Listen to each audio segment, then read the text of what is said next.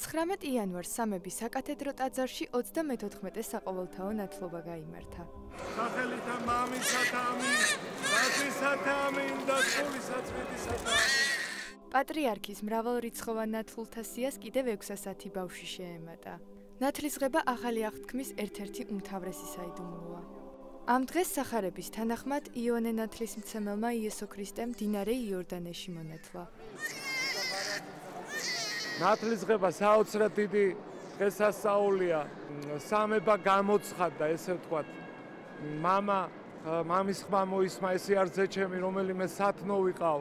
იესო ქრისტე ინათლებოდა და სულიწმინდა ტრედის სახით გარდა მოვიდა.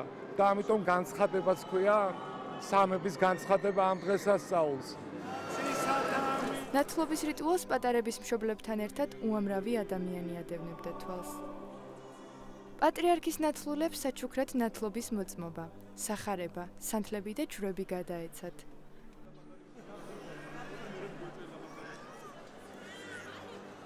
ძალიან ბედნიერი ვარ, რომ პატრიარქმა მომინათლა ბავშვები, ნათლიები არიან ესევე ამათი და რავი ძალიან ბედნიერი ვარ და არ ვიცი, ღვთის მადლი არ მოკლებოდეს ყველას თლიან საქართველოს და ჩემს ბავშვებსაც ასევე. ჩემი მესამე შვილია, პატრიარქის ნათლული გახდა და ყველა ქართველს ვუსურვებ, რომ ლამაზი შვილები აჩუქოს უფალმა და მოენათლოს და ნაი დღეს მრავალს დაასრულოს ყველას. ნათლობის დასრულების შემდეგ ტაძარში სრულიად საქართველოს კათალიკოს პატრიარქი მობრძანდა და თავისი ნათლულები დალოცა. კათალიკოს პატრიარქს ამჟამად 19126 ნათლული ჰყავს. ისინი ჯვარდაწერილი წყვილების ოჯახში მესამე და მომდევნო შვილები არიან.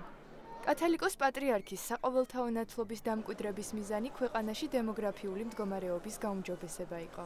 ამ ინიციატივის გამო, რაც უწმინდესმა გამოაცხადა, თქვა, რომ ყველა მესამე ბავშვის და შემდეგი ბავშვების ნათლია გახდებოდა მისი უწმინდესობა, ძალიან ბევრმა ადამიანმა ამ ინიციატივის გამო გააჩინა შვილები. მისი უწმინდესობა ამბობს ხოლმე ძალიან ხშირად, რომ ეს ბავშვები არიან, რომლებიც არ უნდა დაბადებულიყვნენ და უწმინდესის ამ ინიციატივის გამო ეს ბავშვები დაიბადნენ. საყოველთაო ნათლობა სამების საკათედრო ტაძარში 2008 წლიდან აღესრულება. მომავალ წელსაც უწმინდესისა და უნეტარესის ნათლულთა რიცხვს კიდევ მრავალი ბავშვი შეუერთდება.